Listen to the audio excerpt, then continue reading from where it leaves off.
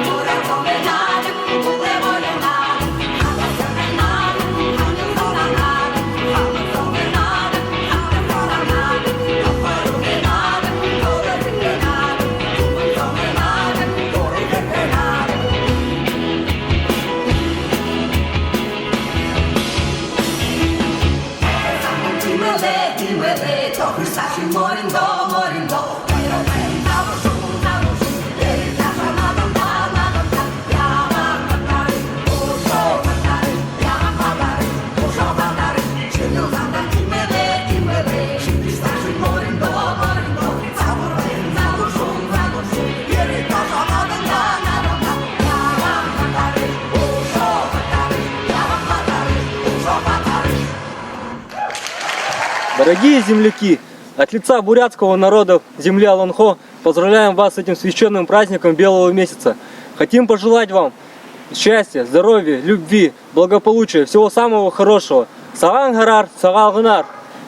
Гаражы йөрәһең инешене җылды. Газыр дыл хәмне ури җылтебек. Эл эмакта, арыт зондо, ушо утынаһа, удан жаргылы үренеп дим.